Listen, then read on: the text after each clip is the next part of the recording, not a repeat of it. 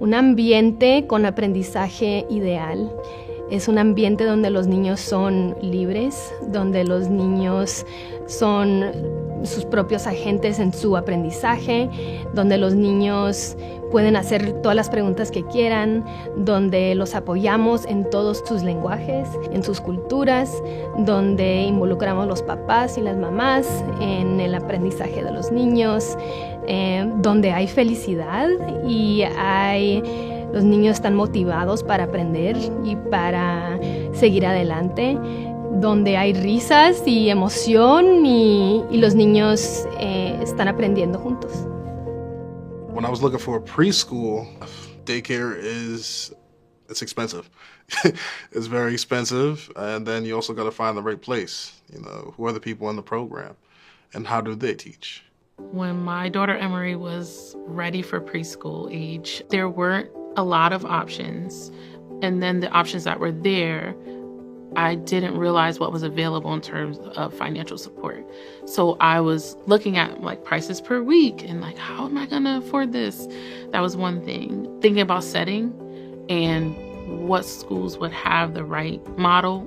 And so when I was looking, it was a difficult time. When we were going out looking for care for my daughter, right, it was either we get to keep our home language and she gets to grow in her Spanish, or Montessori, or, Reggio, or whatever other kind of child-based ideal learning pedagogy existed. And like very rarely did those two ever cross. And so lots of families, right, particularly families in low-income communities, are at this crossroads where they have to pick one because we don't get access to both. Equity to me means that it doesn't matter what my parents make, I have the ability to have access to a high-quality learning environment. What we do know is a lot of the policymakers take advantage of ideal learning opportunities for their own children. And so having ideal learning settings paid for with public funding is an equity issue. Every day in the United States, 10,000 new babies are born.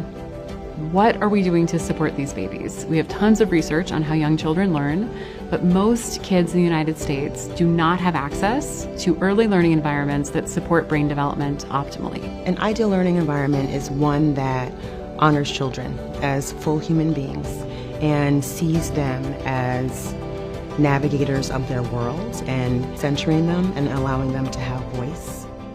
So these 9 principles are the lens for everything that we do at Trust for Learning. And there is a huge amount of science behind play, behind the importance of relationships, behind the importance of really personalizing learning. And what I believe it really boils down to, and there's so much research that supports this, is that learning and development really happens in the context of caring, nurturing relationships. What that means is for educators and for parents and for any of us who work with young children, it's all about cultivating our ability to be present and responsive to children in the moment. So Friends Center for Children is a movement of love. It really is based on the belief that all children and families should have access to high quality care.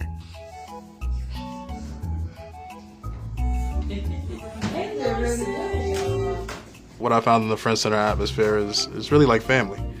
We get him into the classroom, and then he's looking around at what he wants to do. When I first brought him there, he was really just looking around. He was kind of confused, inching his way in, but now, he's walking now, and now he just goes right to whatever he wants. Him being able to explore here with different things has made him, really great at exploring himself. It's a beautiful thing to see him grow.